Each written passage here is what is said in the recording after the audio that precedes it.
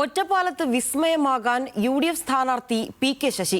കഴിഞ്ഞ വർഷങ്ങളിൽ നഷ്ടപ്പെട്ട മണ്ഡലം ശശിയിലൂടെ പിടിച്ചെടുക്കാനാണ് UDF ലക്ഷ്യമിടുന്നത്. CPIM-ലെ അതൃപ്തരുടെ വോട്ടും ലഭിക്കുമെന്നാണ് കണക്കുകൂട്ടൽ.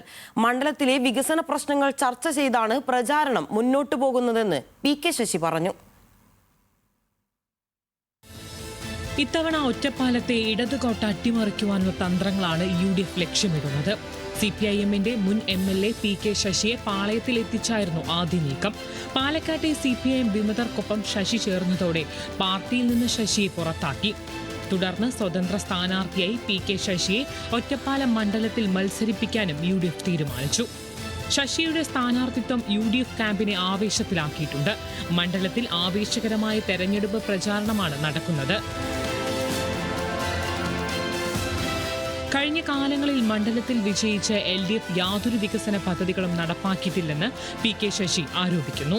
കഴിഞ്ഞ തെരഞ്ഞെടുപ്പ് പ്രകടന പത്രികയിൽ വാഗ്ദാനം ചെയ്ത പല കാര്യങ്ങളും നടപ്പാക്കിയിട്ടില്ല എന്ന വികാരം ഈ മണ്ഡലത്തിൽ വളരെ പ്രകടമായിട്ടുള്ള വികാരമാണ്. അപ്പോൾ അത് പരിഹരിക്കുന്നതിന് വേണ്ടി പ്രയോറിറ്റി കൊടുത്ത്, അതുമാത്രമല്ല പുതിയ പദ്ധതികൾ ഉൾപ്പെടെ പ്രയോറിറ്റി കൊടുത്ത് നടപ്പിലാക്കുമെന്ന് ഞാൻ പ്രഖ്യാപിക്കുന്നുണ്ട്.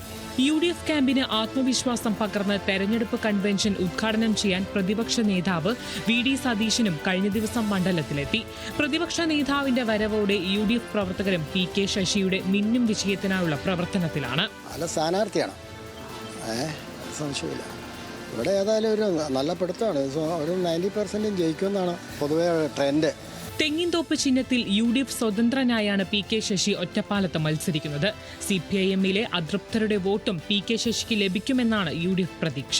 സിറ്റിംഗ് MLA K പ്രേംകുമാർ തന്നെയാണ് ഇത്തവണ LDF സ്ഥാനാർത്ഥി. NDA സ്ഥാനാർത്ഥിയായി മത്സരിക്കുന്നത് സംവിധായകൻ മേജർ രവിയാണ്. ന്യൂസ് മലയാളം, പാലക്കാട്.